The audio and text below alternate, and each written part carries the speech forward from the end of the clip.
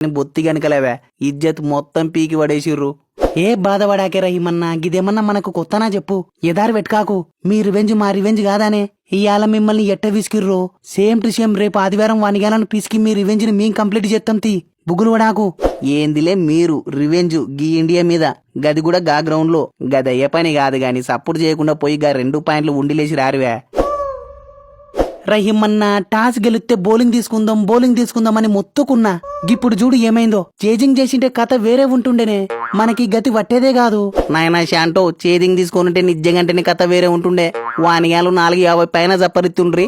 ఇంతకన్నా ఘోరంగా ఇజ్జత్ పోతుండే. సాల్తీ యాదో 2 పాయింట్లతో పోయింది. ఇంకా రన్ రేట్ పోలే, సంతోషం. ఎస్, మనకి ఇజ్జతు కన్నెగా పోకుండా కొంచెమన్నా మిగిలిందంటే దానికి కారణం గా 150 పార్ట్నర్షిప్ ఏనే రహిమన్నా. వానిగాన్లకు దండేసి దండం పెట్టిన తప్పులేదే. ఎస్, టీంలో పలాతులని చెప్పుకొని తిరిగే శాంటో సర్కారు గా పొట్టోడు వరుస పెట్టి గుడ్లు పెట్టినా నువ్వు మాత్రం మా రన్ రేట్ మీద దెబ్బ కొట్టినవు తమ్ముడో. ఎనీహౌ, కాలు వట్టేసిన 100 జప్పరిచి మ్యాచ్ 1 సైడ్ కాకుండా గట్టిగా పోటీ ఇచ్చినావు.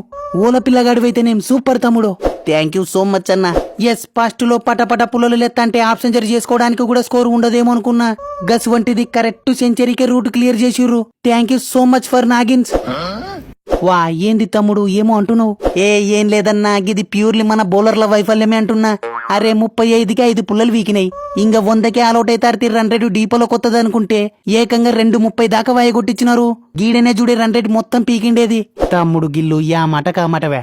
రన్ రేటు రాలేదన్న చిన్న బాధనే గాని నీ ఓపికకి, నీ పట్టుదలకి, నీ కాన్ఫిడెన్స్ కి హ్యాట్సప్ తమ్ముడు. మళ్ళా డిప్యూటీ కెప్టెన్ అంటే ఆ మాత్రం అన్నా లేకుంటే ఎట్టన్నా. నీకు రన్ రేటే కావాలంటే గా పాకనేళ్ల కాడ పిండి పడేతతి. ఎంత కావాలంటే గంత. టెన్షన్ పడాకు.